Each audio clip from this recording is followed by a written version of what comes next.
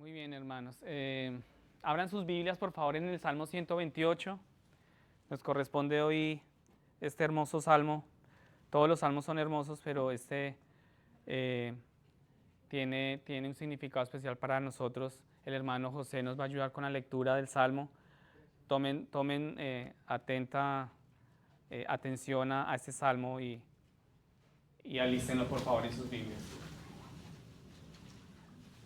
¿Cómo están, hermanos? Ustedes me dicen amén cuando tengan. Amén. Amén. Bienaventurado todo aquel que teme al Señor, que anda en sus caminos. Cuando comas del trabajo de tus manos, dichoso serás y te irá bien. Tu mujer será como fecunda vid en el interior de tu casa, tus hijos como plantas de olivo alrededor de tu mesa. Así será bendecido el hombre que teme al Señor. El Señor te bendiga desde Sión, veas la prosperidad de Jerusalén todos los días de tu vida, y veas a los hijos de tus hijos, paz sea sobre Israel. Amén. Amén. Se ha leído la palabra del Señor para el pueblo del Señor. Amén. Bienaventurado todo aquel que teme al Señor, que anda en sus caminos. ¿Cuántos dicen amén al Señor por eso? Bienaventurado todo aquel que teme al Señor, que anda en sus caminos. Abran sus Biblias, por favor, en Gálatas. Seguimos en nuestro estudio de Gálatas. Hoy continuamos nuestro estudio a través de Gálatas capítulo 3, versículos 19 al 26. Vamos a hacer un pequeño recorderis, ¿no? Vamos a recordar que estamos en una sección de la carta que trata extensamente, hemos hablado todos estos últimos domingos sobre la doctrina de la justificación por la fe. Esta discusión comenzó a mediados del capítulo 2, si ustedes recuerdan, cuando empezamos Gálatas 2, empezamos con este tema de la justificación por fe y continuará hasta el final del capítulo 4, o sea, todavía nos queda, como decimos en mi país, todavía queda tela por cortar. ¿Sí? Hay mucho que hablar y que el Señor, ¿no? Ante todo, no tanto hablar, sino que el Señor ministre en nuestros corazones sobre este tema. Esta discusión comenzó en el capítulo 2, terminamos en el 4, y la razón de esta larga discusión se debe a los hombres que enseñaban a los Gálatas y estaban enseñando a guardar las leyes de Moisés. Entonces ustedes recordarán, y lo hemos repetido muchas veces, que estaban enseñando estas leyes, que debían guardar las leyes de Moisés para ser justificados, o sea, para obtener la salvación. Y para corregir esta falsa enseñanza, el apóstol Pablo explica sistemáticamente, él toma como con mano de cirujano, ¿no? Toma pinzas, bisturí, y explica sistemáticamente el papel que han desempeñado las leyes de Moisés. El apóstol Pablo tenía que tomarse este cuidado y este tiempo para explicar las leyes de Moisés hasta el tiempo de Cristo. ¿Sí? Él tenía que iniciar con Moisés y todo es consumado en Cristo. ¿Sí? Hasta ahora entonces hemos aprendido varias lecciones, durante todos estos domingos hemos aprendido mucho, espero que ustedes hayan sido bendecidos, estén meditando durante la semana, estén meditando en esta palabra, y hasta ahora hemos aprendido varias lecciones valiosas a las que las que digamos vamos a aprender el día de hoy. El tema específico del día de hoy es: las leyes de Moisés eran temporales. Algunos dirán, ¿otra vez Marco las leyes de Moisés? Sí, otra vez las leyes de Moisés. Eso es lo que está en la palabra, esa es la enseñanza sistemática que el Señor nos da en su palabra, y gloria a Dios por ella. Fueron dadas 430 años después del tiempo de Abraham, ¿sí? Y fueron establecidas hasta el tiempo de Cristo. 430 años después del tiempo de Abraham, que eso es importante tenerlo claro. Y esto es lo que explica el apóstol en la sección de la escritura que vamos a estar leyendo hoy. Entonces, ¿ya tienen listo Gálatas? Amén. Muy bien. Vamos a leerlo entonces del 19 al 26. Dice la palabra. Entonces, ¿para qué fue dada la ley? Fue añadida a causa de las transgresiones, hasta que viniera la descendencia a la cual había sido hecha la promesa. Ley que fue promulgada mediante ángeles por mano de un mediador. Ahora bien, un mediador no representa a uno solo, pero Dios es uno solo. ¿Es entonces la ley contraria a las promesas de Dios? De ningún modo. Porque si se hubiera dado una ley capaz de impartir vida, entonces la justicia ciertamente hubiera dependido de la ley. Pero la Escritura lo encerró todo bajo pecado, para que la promesa que es por la fe en Jesucristo fuera dada a todos los que creen. Antes de venir la fe, estábamos encerrados bajo la ley, confinados para la fe que había de ser revelada. De manera que la ley ha venido a ser nuestro guía para conducirnos a Cristo, a fin de que seamos justificados por la fe. Pero ahora que ha venido la fe, ya no estamos bajo la guía, pues todos ustedes son hijos de Dios, mediante la fe en Cristo Jesús. Porque todos los que fueron bautizados en Cristo, basta ahí, ¿cierto? Pues todos ustedes son hijos de Dios mediante la fe en Cristo Jesús. El pasaje que nos corresponde hoy, lo que acabamos de leer, es un poco más, ¿no? Es en un lenguaje más claro, pienso yo, es un poco más entendible y vamos entre ustedes y yo vamos a darle desarrollo versículo a versículo. Aquí hablamos de, ya no estamos bajo la supervisión de la ley, pues todos sois hijos de Dios mediante la fe en Cristo Jesús. Ese es el tema como principal del día de hoy. Ya no estamos bajo la supervisión de la ley, ¿sí? Pues todos sois hijos de Dios mediante la fe en Cristo Jesús. Y como comentamos la semana pasada, la promesa acerca de Cristo fue hecha mucho antes de que se introdujera las leyes de Moisés, ¿sí? Y esa promesa de salvación por medio de la fe en Cristo no fue afectada en lo más mínimo por las leyes de Moisés, ¿sí? Cuando estas fueron dadas. Entonces, esta es la promesa que Abraham creyó. Y su fe le fue contada por justicia. Y esa es la misma promesa en la que tú y yo creímos. Es lo mismo para nosotros, no solamente para Abraham. Vuelvo y le repito, la promesa que Abraham creyó es, su fe le fue contada por justicia. Amén. Entonces, cada persona en esta sala que han confiado en Cristo podría poner su nombre, cada uno de ustedes va a poner su nombre allí, ¿sí? Así como sucedió con Abraham, ustedes van a colocar su nombre. Marco creyó y le fue contado por justicia, ¿cierto? El hermano José creyó y le fue contado por justicia. Sandra creyó y le fue contado por justicia. Giovanni creyó y le fue contado por justicia. Errol creyó y le fue contado por justicia. Amén. Todos acá coloquen su nombre. El hermano Antonio creyó y le fue contado por justicia. Entonces, tú pones tu nombre ahí porque ese es un lugar en la Biblia donde si has confiado en Cristo, entonces esta escritura se aplica a nosotros. Si tú puedes decir,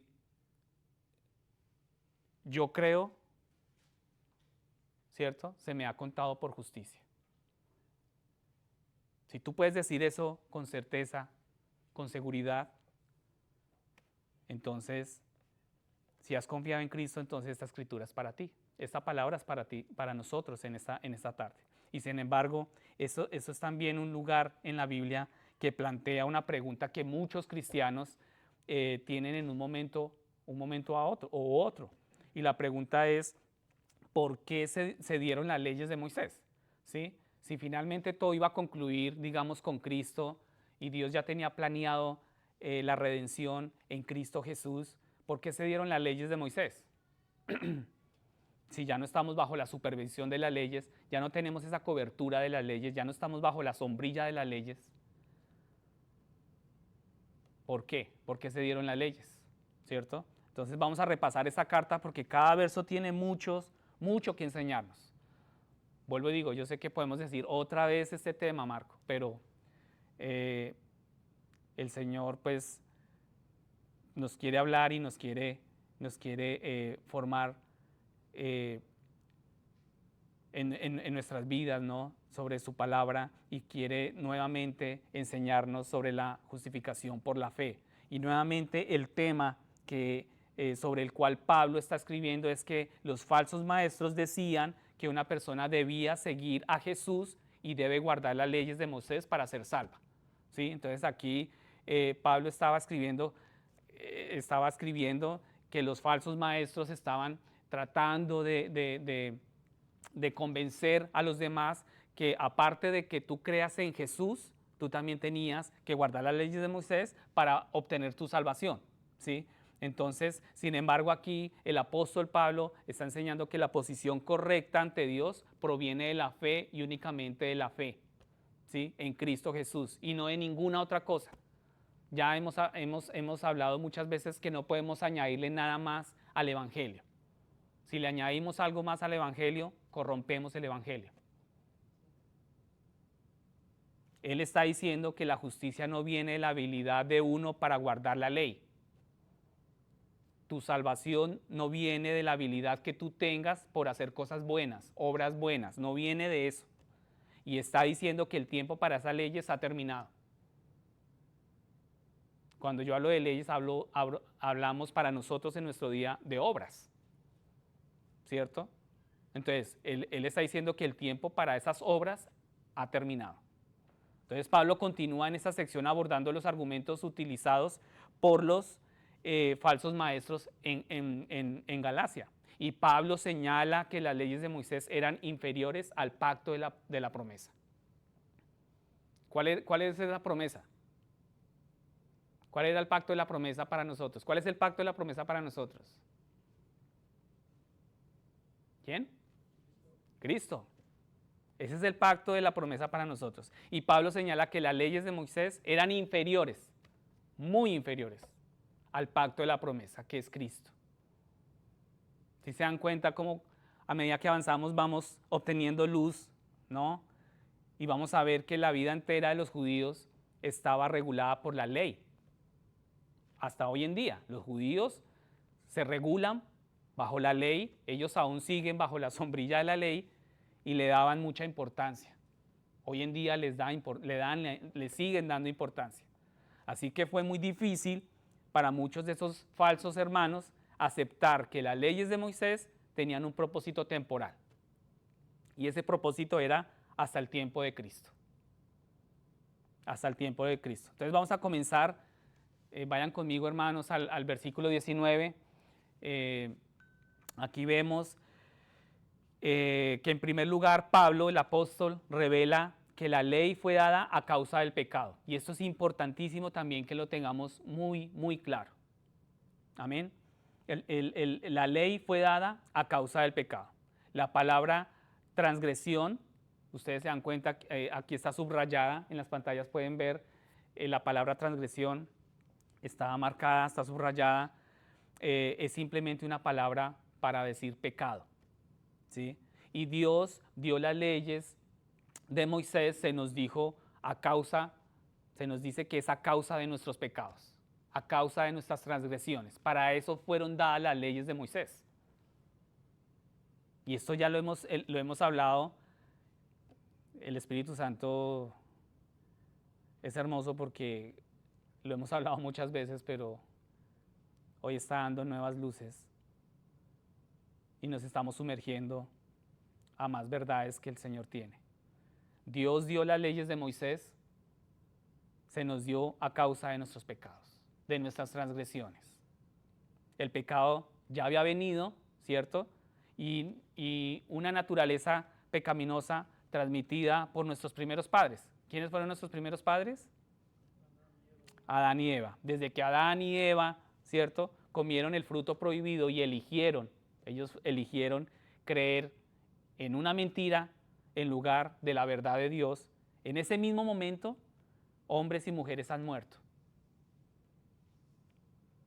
Le dieron paso a la muerte. La muerte física eventualmente llega, ¿cierto? Pero todos nacemos muertos espiritualmente. Eso produjo el aceptar la mentira, ¿no? Nuestra muerte espiritual, separados espiritualmente de la comunión de Dios.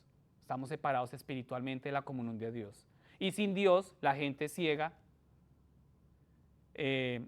a su pecado, simplemente no ven las cosas como las ve Dios, ¿cierto? Cuando nosotros andábamos en pecado, viviendo para el pecado, disfrutando el pecado, éramos ciegos. No entendíamos, nos hablaban de Dios y no queríamos nada de Dios, ¿cierto? Simplemente no veíamos las cosas como Dios las veía o las ve. Entonces la verdad es que la gente peca porque somos pecadores. La gente peca porque son pecadores. Nosotros pecamos porque somos pecadores. Y mucha gente piensa que un hombre se convierte en pecador cuando comete un pecado. Muchas veces nosotros tenemos ese concepto de que en el momento que, o sea, tú no eras pecador, sino que fue en el momento que tú pecaste o transgrediste, ahí en ese momento te conviertes en un pecador. Y eso no es cierto. Eso no es cierto. El hombre peca porque ya es un pecador. Nació así. Todos hemos nacido con esa naturaleza pecadora.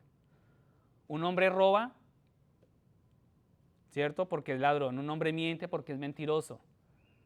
Las personas nacemos con una naturaleza caída y actuamos conforme a esa naturaleza. Nosotros actuamos conforme a esa naturaleza porque nacemos así, no nos hacemos. Nacemos así. Entonces lo que hay en el corazón de un hombre, lo que cree y lo que es, eso es lo que se refleja en sus acciones. Eso es lo que refleja sus acciones, ¿cierto? Porque nació con una naturaleza caída. ¿Tú has pecado alguna vez? Todos, ¿cierto? Yo creo que aquí nadie puede decir, no, yo no he pecado en ningún momento. Todos hemos pecado porque nacimos con esa naturaleza pecaminosa. El pastor Jim, esta mañana, él predicaba y él hablaba sobre que hubo un momento en su niñez, hace muchos años, ¿no? Él contaba que la madre de él le contó, ¿no? Que cuando él era muy pequeño, quizás 5 años, alrededor de 5 años él tenía, él dice que él robó un paquete de chicles, ¿sí? De una tienda mientras ella pues estaba haciendo su mercado y demás, sus compras.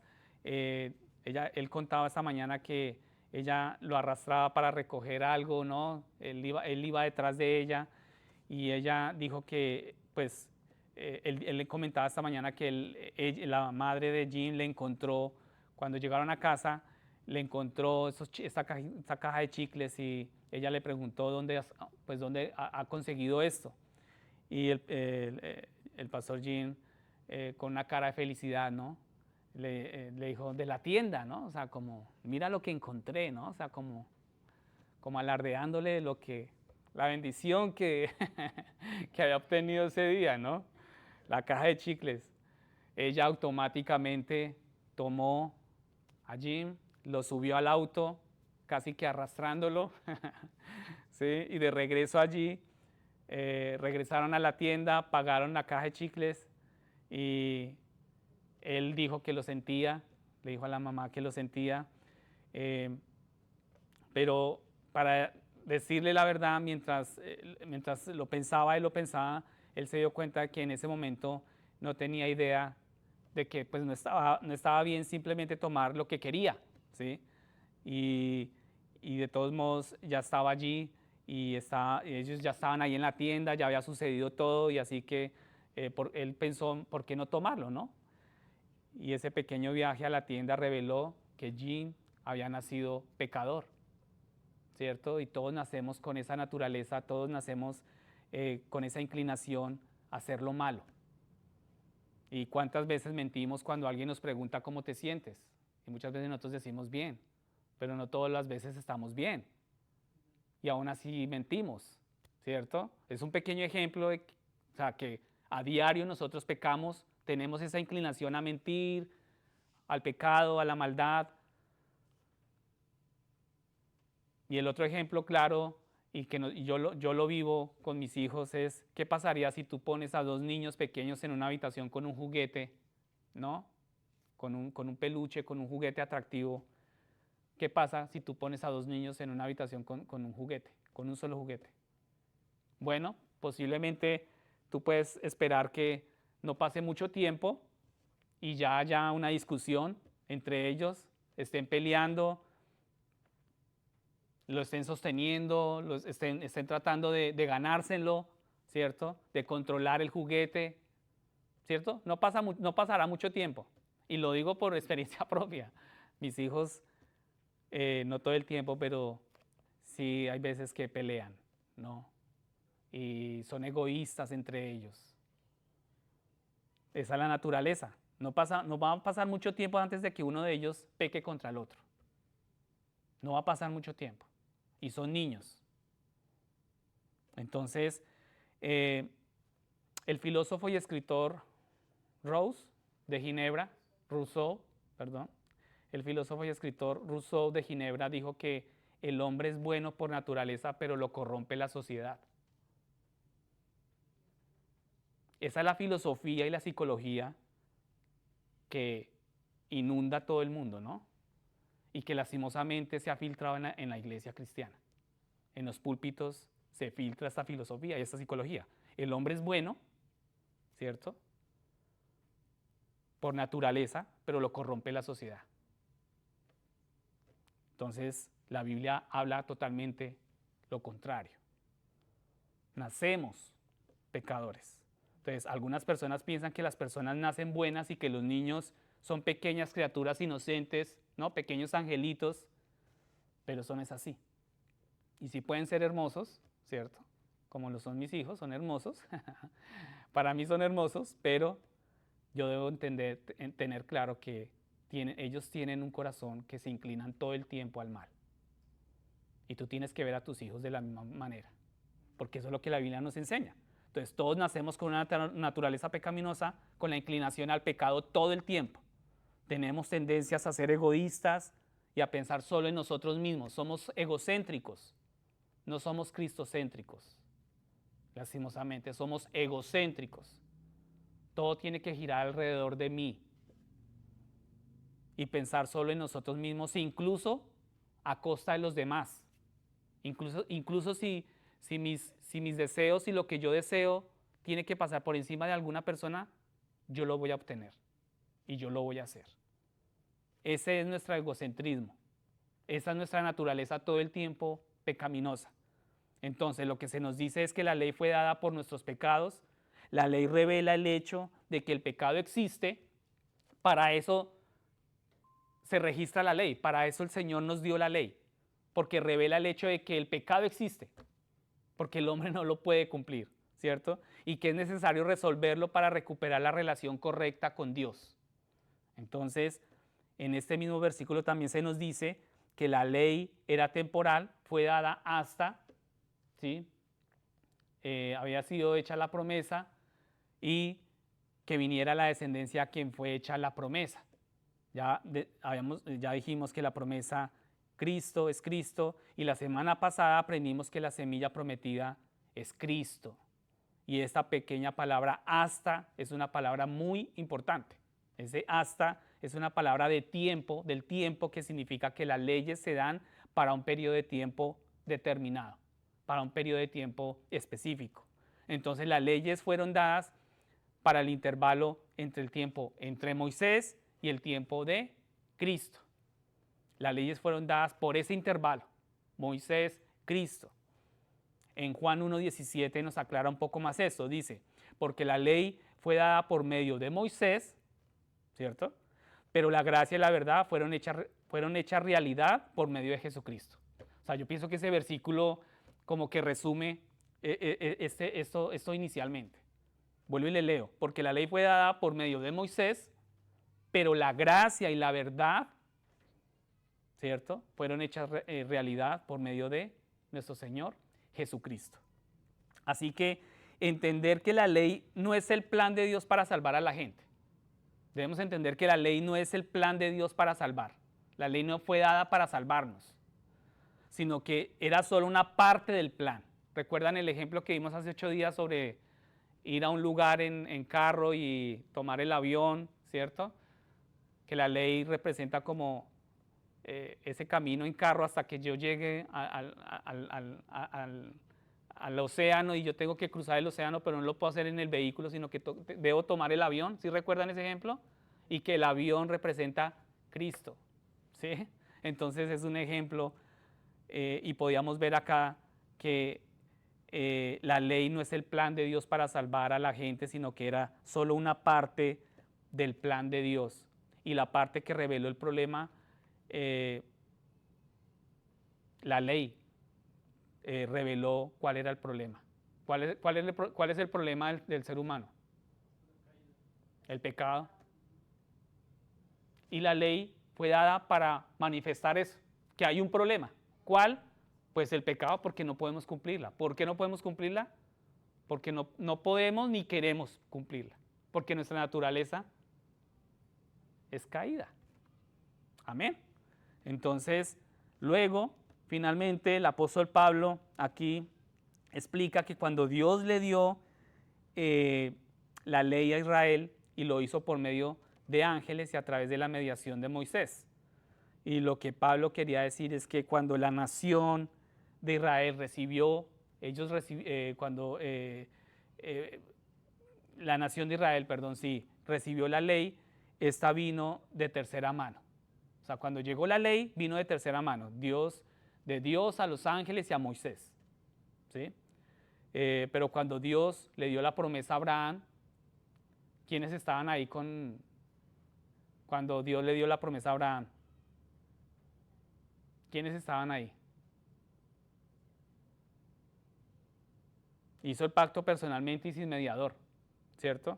Entonces, 1 a 1. Entonces, vamos a ver que Pablo pretende mostrar a los judaizantes que la ley es inferior a la promesa de Dios.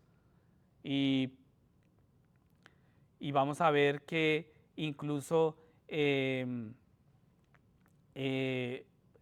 aquí Pablo va a mostrar a los judaizantes que la ley es inferior a la promesa de Dios dada a Abraham. Y al parecer aquí lo que vemos es que muchos judíos y ahora estos judaizantes están fascinados con los detalles que rodean pues la entrega de la ley a Moisés. Ellos quedaron fascinados con esta entrega de la ley y la gloria, los truenos, los relámpagos. Se han visto esta historia, se han leído los ángeles y otras cosas externas que sucedieron alrededor de aquella montaña, ¿no? Cuando Dios entregó la ley, el pueblo temblaba de miedo, ¿sí? Y hasta Moisés temblaba en sus sandalias, ¿no? Uno puede imaginarse Moisés estando, ¿no? Con este momento importante cuando fue dada la ley en el monte Sinaí. Truenos, relámpagos, fue un momento y un acontecimiento bastante dramático comparado con la promesa personal. Vamos a compararlo con la promesa personal de Dios a Abraham, ¿cierto? Que ocurrió de forma individual y bastante silenciosa. O sea, bastante, sí, personal y como muy cuidadosa, ¿no? Como sin tanto escándalo y sin tanta bulla, ¿no? Por decirlo así. Y aquí nosotros podríamos pensar en nuestra experiencia con Dios cuando vino a nosotros. Y cuando nos mostró quién es Cristo. Y luego nos convenció el Espíritu Santo de nuestra necesidad de confiar en Él. ¿Tú recuerdas ese momento cuando el Señor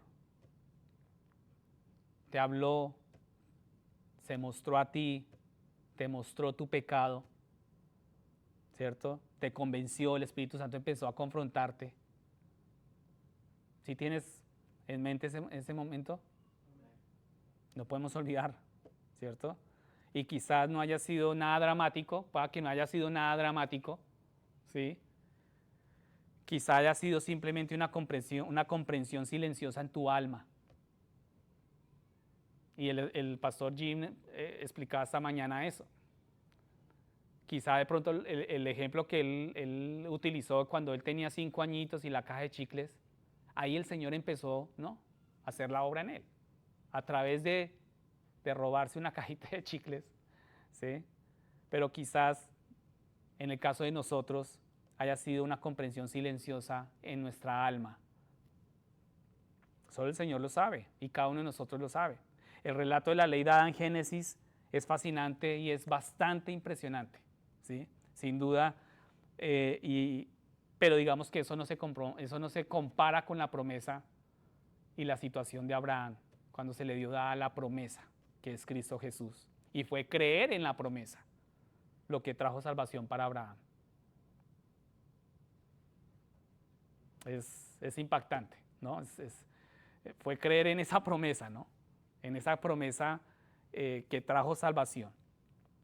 Y volvemos y decimos, la historia en el Génesis, en el monte Sinaí, puede ser, ¿no?, bastante impactante, truenos, ¿no?, la escena bastante dramática, pero no se compara con la promesa que se le dio a Abraham y que tenemos cada uno de nosotros hoy en día, esa promesa de Cristo, de la salvación en Cristo. La ley es un acuerdo entre Dios y su pueblo, la nación de Israel, en el que él será su Dios, ¿cierto? Ese es el acuerdo, la ley es un acuerdo que tiene la nación de Israel con su Dios, y ellos permanecen bajo su gobierno hasta el cumplimiento de la promesa, ¿sí? Sin embargo, la falta de comprensión del propósito de la ley les ha llevado a malinterpretar la superioridad de la promesa. Y los ha llevado a malinterpretar esto, hermanos, ¿sí? Los ha llevado a poner la ley por encima de la promesa. Una cosa es la ley, otra cosa es la promesa, ¿sí? Y de hecho, llega el momento hasta que han llegado al momento de adorar la ley en lugar de confiar en Dios. Entonces, todo esto les ha llevado a malinterpretar, todo esto les ha llevado a desviarse, y el mensaje del Evangelio, en su esencia, los ha llevado, ¿no?, como a corromper esta esencia que tiene el Evangelio. Y el gran regalo que Dios tiene para nosotros, ¿cuál es ese regalo que Dios tiene para nosotros? No depende de la ley y tampoco depende de nosotros, ¿cierto? Cristo es un regalo dado con base a la necesidad del hombre y dado con base a la gracia de Dios. Vuelvo y repito eso, Cristo es un regalo dado con base a nuestra necesidad, ¿cierto? Dios bendijo a Abraham con el deseo de su corazón y Dios bendijo a la humanidad con la simiente de Abraham, con S mayúscula, quien es el Salvador del mundo. Dios bendijo a Abraham con el deseo de su corazón, pero también lo bendijo a la humanidad con la simiente de Abraham. ¿Cuál es la simiente de Abraham? Nuestro Salvador. Amén. Entonces, miremos el versículo 20. Seguimos, por favor, vayan conmigo. Moisés era el mediador, el intermediario que fue puesto a cargo de administrar la ley de Dios. Ahí en esa historia que recordamos en el monte Sinaí, cuando fue dada la ley, ¿cierto? Ahí había un intermediario, que era Moisés. Se necesitaba un intermediario, y acá está subrayada, ¿no?, la palabra mediador. Se necesita un intermediario, un mediador, cuando hay más de una parte en un acuerdo. Un mediador se interpone entre dos partes, ¿sí?, y las ayuda a llegar ayuda a llegar a un acuerdo. Moisés era ese mediador, estaba en medio de Dios y de ¿quién? Del pueblo, ¿cierto? Entonces, pero como Dios es uno, no se requirió de ningún mediador en la promesa del pacto. O sea, en el momento cuando le entregó la promesa, ¿a quién? Abraham. Y si ustedes recuerdan el versículo anterior, nos acababa de decir que la promesa fue dada a la descendencia que es Cristo. La promesa de que Cristo vendría y daría su vida en la cruz, un acuerdo entre nadie más que Dios mismo. Fue un acuerdo él solo, o sea, no había un intermediario acá. Dios vino a Abraham, salgámonos de la historia del monte Sinaí, de las tablas, ¿no? De las leyes, y ahora pasemos al momento donde Dios vino a Abraham, ¿sí? Y le reveló todo lo que haría por él y su descendencia. Acá lo estudiamos, un domingo estudiamos en Génesis esa parte, y por lo que no hubo necesidad de un mediador. No hubo necesidad, y cuando Dios le dio la promesa a Abraham, se la dio personalmente. Personalmente. Y Abraham no participó en absoluto. ¿Quién recuerda por qué no participó en absoluto Abraham? ¿Qué le pasó a Abraham? ¿Cierto? Cayó en un sueño, porque Dios lo durmió, ¿no? Y porque, si ustedes recuerdan el capítulo 15, ¿no? Eso está en Génesis 15. Y cuando Dios pasó entre los cadáveres, ¿sí recuerdan?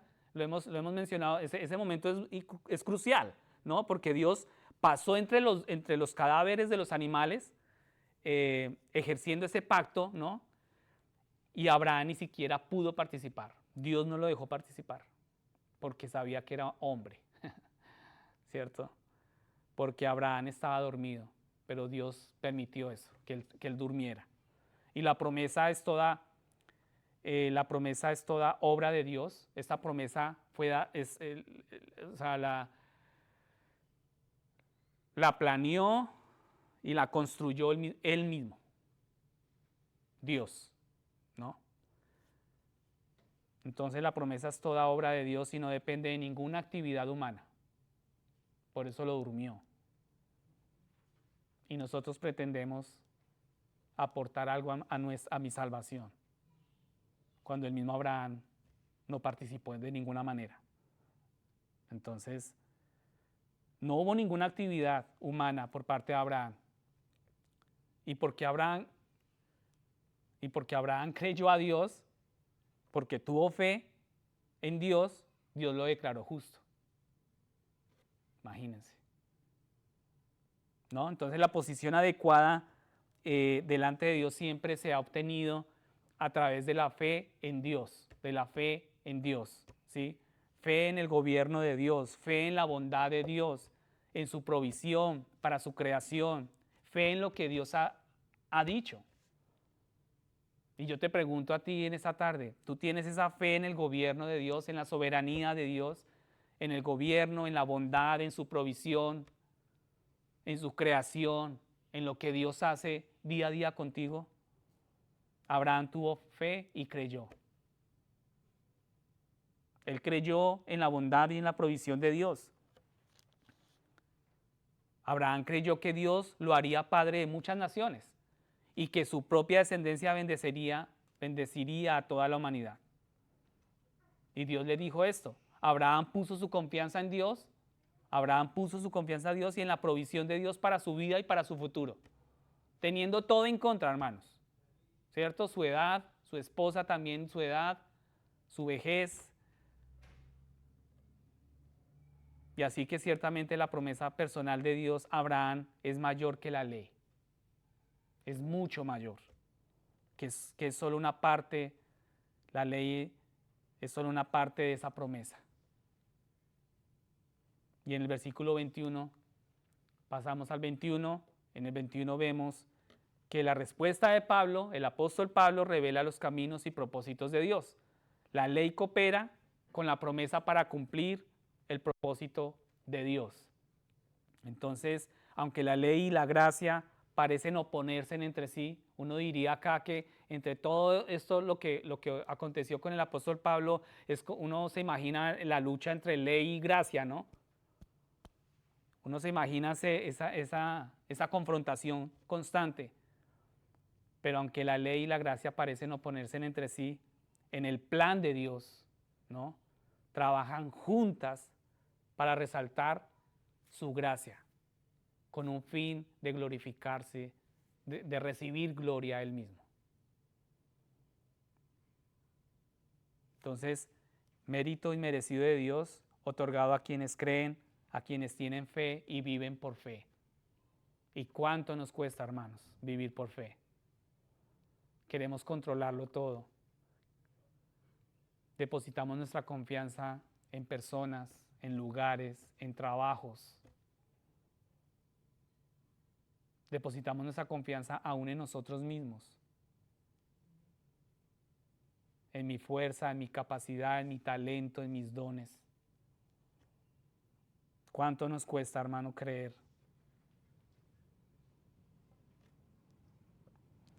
Pero el mérito es merecido de Dios, otorgado a quienes creen.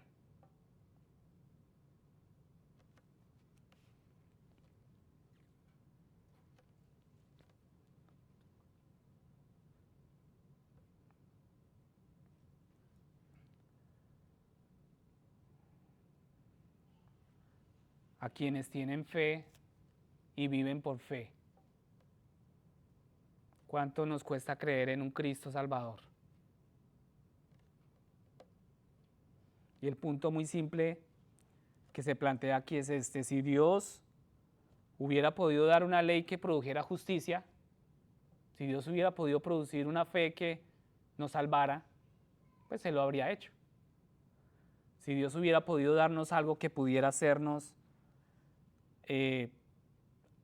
obtener nuestra justicia o poder lograr la salvación, Dios lo habría hecho. Y si se hubiera podido dar una ley que salvara a los pecadores, Dios habría dado esa ley. Si hubiera otro camino, Dios hubiera usado ese otro camino. Pero la única manera para salvarnos, hermanos, salvar a los pecadores, era enviando a su único Hijo, a su Hijo amado, Jesucristo. Y eso fue todo. Eso fue lo que Dios hizo. Pasen conmigo al versículo 22, hermanos. Versículo 22 y 23. Aquí se nos habla que antes de Cristo el pueblo judío tenía que acudir a un levita con una ofrenda apropiada para expiar sus pecados. En la antigüedad era así. El sacerdote preparaba la ofrenda y rociaba la sangre de animales. ¿Sí recuerdan? ¿Se han leído esos momentos cuando rociaba sangre de animal sacrificado sobre los altares y luego oraba para que Dios perdonara al pueblo? Bueno, estaban atados a este ritual año tras año, sin que se vislumbrara un final, ¿cierto? Y los sacrificios proporcionaban una cobertura temporal, escuchen bien, temporal de los pecados. Esos sacrificios, estos animales sacrificados y la sangre, rociar la sangre y demás de estos animales, solamente proporcionaban una cobertura temporal de los pecados. Pero la sangre de toros y carneros nunca podían quitar los pecados de los hombres. Esos sacrificios no podían quitar, cubrían por un momento, ¿no? O sea, como que las cubrían, ¿no? Para que la ira de Dios no se consumiera de un momento a otro, sino que por un momento cubría, pero año tras año, pues no se vislumbraba el fin de esto, el fin del pecado. Y el judío fiel tenía un recordatorio anual del pecado y un recordatorio regular de que todavía estaba encerrados bajo el poder del pecado y encerrados bajo la ley. Entonces, todos sus sacrificios y todo lo que hacían, solamente ellos tenían en su corazón y estaban confrontados todo el tiempo en que estaban encerrados bajo el poder del pecado y encerrados bajo una ley. ¿Cuán afortunados somos, hermanos? O sea, lo necesario es la vida, pero lo que hemos visto es que la ley trae muerte y eso es todo lo que puede hacer. En Ezequiel 18:20 revela y dice que el alma que pecare, esa morirá. Eso dice en Ezequiel 18 al 20. Perdón, capítulo 18, versículo 20. Y además, no es el grado de pecado, sino la mera existencia del pecado lo que trae la muerte. ¿Sí? el asesino, el adúltero, el ladrón, el mentiroso, el chismoso, todos mueren, todos. El final del pecado es muerte. Y ahora bien, algunos pecados son peores que otros, ¿cierto? En términos de efectos que tienen en esta vida, pero no es el tipo de pecado que cometamos lo que te hace pecador y te ata a la muerte, ¿no? Y la muerte sigue donde quiera que viene el pecado. Pecado representa muerte. Entonces la ley nos muestra esta realidad. La ley nos muestra que tenemos esa naturaleza pecaminosa porque no pudimos cumplir en ningún momento la ley. Y antes de que Jesús viniera,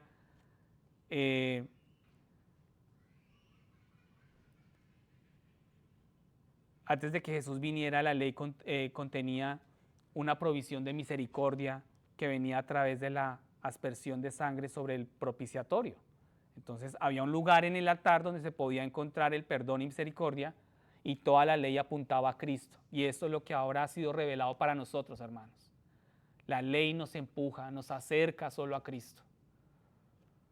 Y ahora ya no vivimos bajo la sombrilla de la ley, vivimos bajo la sombrilla de la gracia,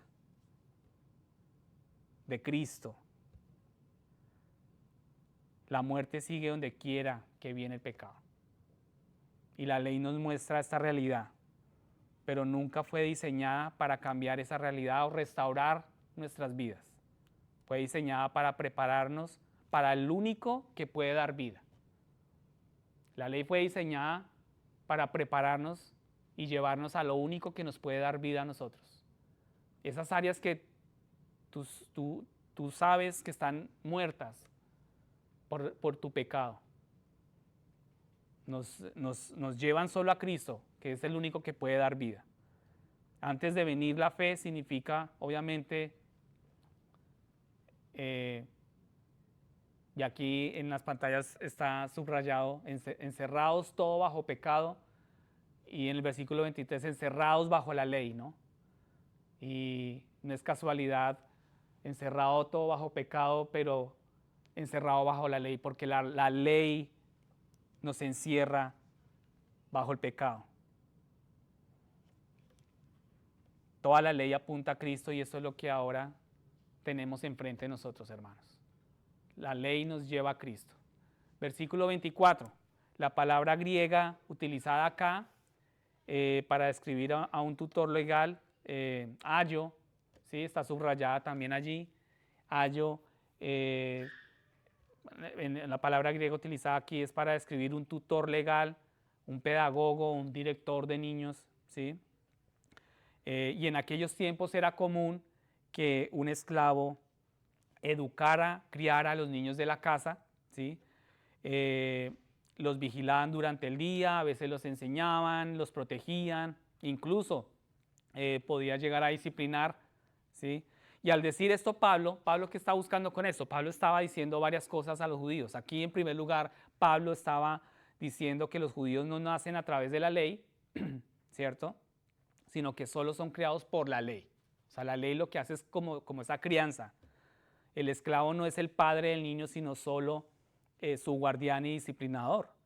Y por eso la ley no imparte vida a Israel, sino que solo la regula. La ley solo regulaba, ¿cierto?, a Israel. Y los judaizantes, sin embargo, enseñaban que la ley era necesaria para la vida y la justicia. Entonces enseñaron que daba vida, que realmente te hizo más cercano a Dios, pero lo único que hace es separarte de Dios. Cuando tú tratas de vivir por obras, lo único que eso te lleva es a separarte de Dios, a separarte, a desligarte de la gracia, y pone algo entre tú y Dios. Cuando tú tratas de obtener justicia a través de las cosas buenas que tú haces, de esas cosas piadosas, solamente te estás separando más de Dios. La segunda cosa que Pablo acá está tratando de decir y que es bastante importante es el trabajo del tutor era preparar al niño para la madurez, Por eso dice ahí, de manera que la ley ha venido a ser nuestro ayo, como nuestro tutor, ¿cierto? Entonces, lo que Pablo está diciendo acá, el trabajo del tutor era preparar al niño para la madurez. Ese es el trabajo de la ley. Una vez que el niño alcanza la madurez, ya no necesita un tutor, ¿cierto? Y así la ley fue una preparación para la nación de Israel y hasta la llegada de la simiente prometida que era Jesucristo.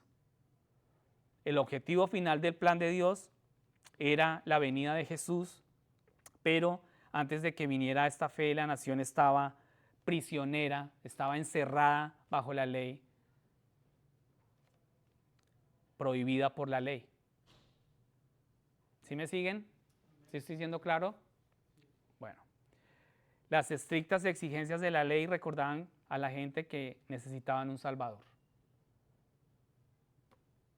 Y es la luz que ahorita tenemos. Ahora tenemos, hermanos. Las estrictas exigencias de la ley, de nuestras obras, que mañana las tengo, pero pasado mañana pueda que no las tenga porque amanecí mal, porque somos así. La ley nos recuerda, nuestras obras nos recuerdan que necesitamos de un Salvador.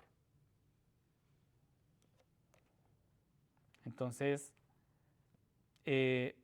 una gran ilustración en este punto es el relato del joven rico. ¿Sí recuerdan el relato del joven rico?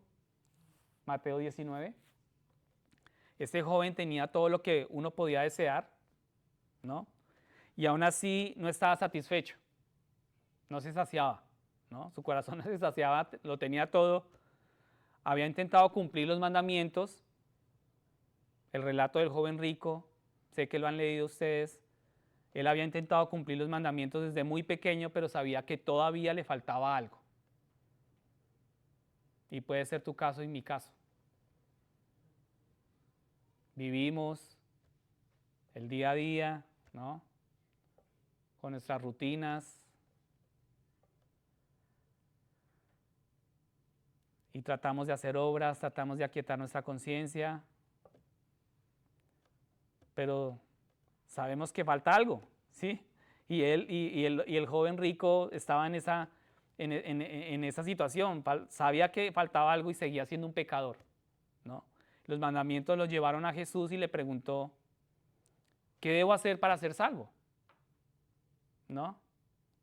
Y Jesús le dijo, como solo Él sabe responder, solo te falta una cosa. Ve, vende todo lo que tienes y sígueme. Yo no creo que el joven haya esperaba esa respuesta, ¿cierto? Él esperaba algo más práctico, pero Jesús le dijo, ve y vende todo lo que tienes y sígueme. Y lo que le faltaba era la fe en Jesús. Y lo sabemos porque no lo siguió. Él volvió a sus cosas, a su riqueza.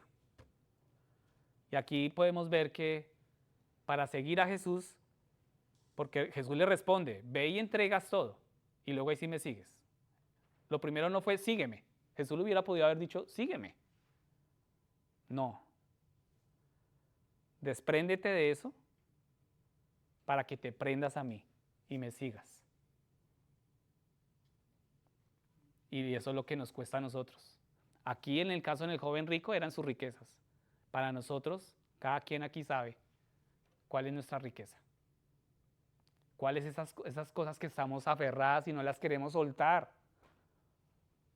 Estamos fascinados con ellas, con esa forma de vivir, con ese control que tenemos, con esa falsa confianza que tenemos. Y lo que le faltaba al joven era la fe en Cristo, porque no lo siguió.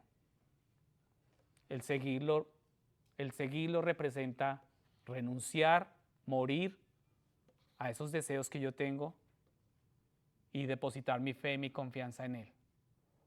Pero vemos aquí también claramente que uno de los propósitos de la ley es crear un sentido de necesidad y culpa en el pecador perdido. Y Pablo afirma muy claramente que somos justificados, salvados por mediante la fe en Cristo. Pasemos al versículo 25 y 26. Por la fe en Cristo somos justificados, nuestros pecados son perdonados, pasamos de esta situación opuesta a Dios a ganar la adopción en la misma familia en Dios, ¿cierto? Hebreos 10 resume todo esto muy bien. Hebreos 10 es una cita también fascinante. Dice, porque la ley solo tiene una sombra de los bienes venideros y no la forma misma de esas realidades. Nunca puede hacer perfectos a los adoradores mediante los mismos sacrificios que ofrecen año tras año. De lo contrario, no habrían dejado de ofrecerse, pues los adoradores, una vez purificados, ya no tendrían conciencia de pecados. Pero en los sacrificios se hacen cada año memoria de los pecados, porque la sangre de los toros y los machos cabríos no pueden quitar los pecados. Por eso, al venir al mundo dijo, no quisiste sacrificio ni ofrenda, me preparaste un cuerpo, no te deleitaste en holocaustos y ofrendas por el pecado. Entonces dije, mira, está escrito sobre mí en el volumen del pergamino, he venido a hacer tu voluntad, Dios. He venido a hacer tu voluntad. Y vemos aquí, Jesús vino y realizó la obra de la salvación para la humanidad. Jesús pagó el precio para redimir a hombres y mujeres de la pena del pecado, la separación de Dios. Y eso es un mensaje para ti hoy. Jesús lo pagó todo, todo se lo debemos a Él. El pecado había dejado una mancha carmesí, pero lo lavó hasta dejarlo blanco como la nieve. Nuestro pecado estaba manchando todo, pero Él lavó todo aún así y lo dejó blanco como la nieve. Y desde su venida los hombres son salvos por la gracia de Dios y mediante la fe en Jesucristo. Eso no es nada menos y nada más que la fe en Cristo. Cuando tú depositas la fe en Cristo, la fe en Jesús se revela confiado en Jesús. Y Pablo va a mostrar en el resto de este capítulo y en la primera parte del capítulo 4, que lo vamos a estudiar el próximo domingo, la ley nunca podría darnos una nueva naturaleza, la ley nunca podría hacernos hijos de Dios, solo la fe en Cristo puede hacer esto. Solo la fe en Cristo. Cuando tú depositas esa confianza, esa fe en el Hijo de Dios, solamente puede hacer eso, esa fe. Y en este versículo la palabra dice acá, subrayado abajo, hijos, es muy, muy importante. Significa ser un hijo adulto que ha alcanzado la edad adecuada para heredar. Anteriormente hablábamos de, ¿no? Cuando estábamos en esa etapa de niños y la ley tenía que instruirnos, ¿cierto? ¿Sí recuerdan? Entonces ahora acá están hablando de un hijo adulto, ¿no? Significa en el original un hijo adulto que ha alcanzado la edad adecuada para heredar todos los derechos legales y ya no estar bajo la supervisión de un tutor, o sea, de la ley. Solo la fe en Cristo puede hacer esto por nosotros. Y la fe en Cristo es todo lo que se necesita. No es fe en Cristo más algo más. No es fe en Cristo más lo bueno que yo soy o lo piadoso que me muestro ante los demás. No, es solo fe en Cristo. Para terminar, hermanos, puntos de aplicación para recordar. Lo vamos a estar recordando, si Dios permite, el viernes en nuestro grupo. Primero, la ley de Moisés es inferior al pacto de la promesa. Segundo, la ley era temporal y requería un mediador. Tercero, la ley no puede dar vida, sino que revela el pecado humano. Y cuarto, la ley de Moisés preparó al pueblo de Dios para el Salvador.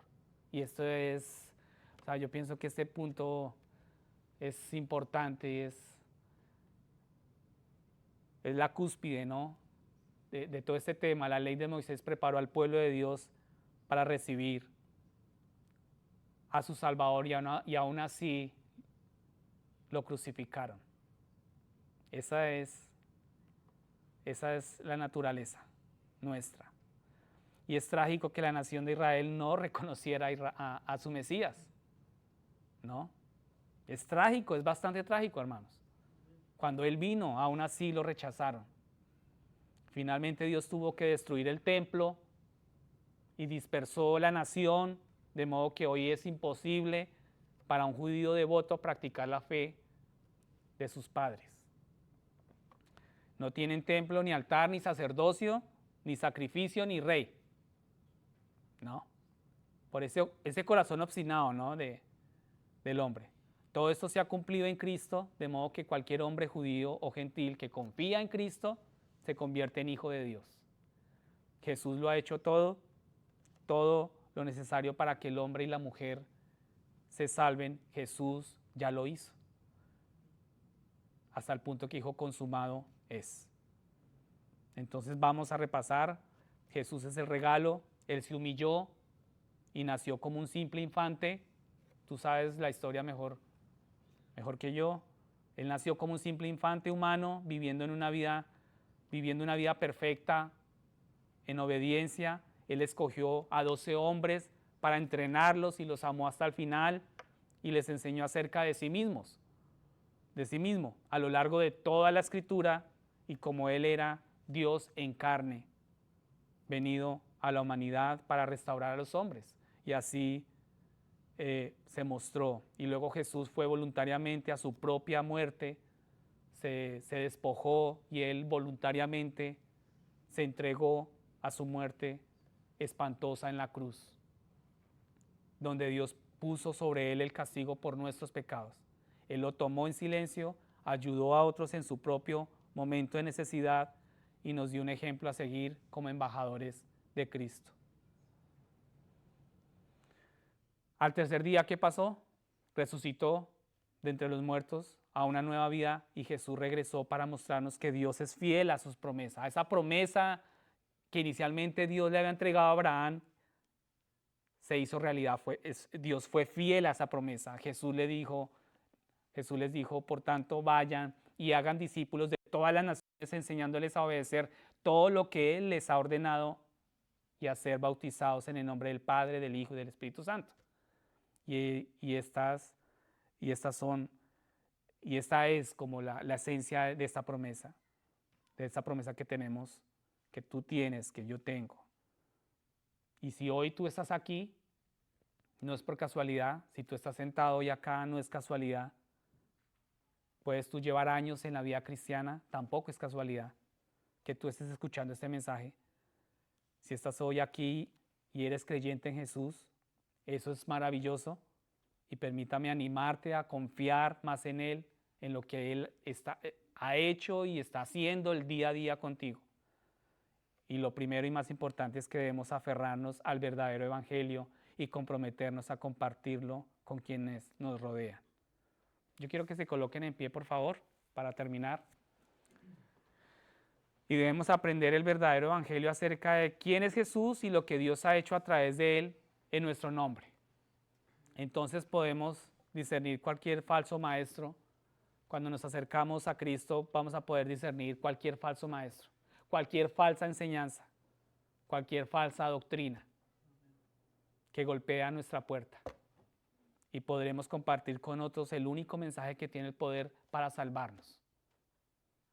Mi hija ayer me preguntaba, papá, yo no quiero ir al infierno. Y fue la oportunidad para decirle, hija, confía y cree en Cristo.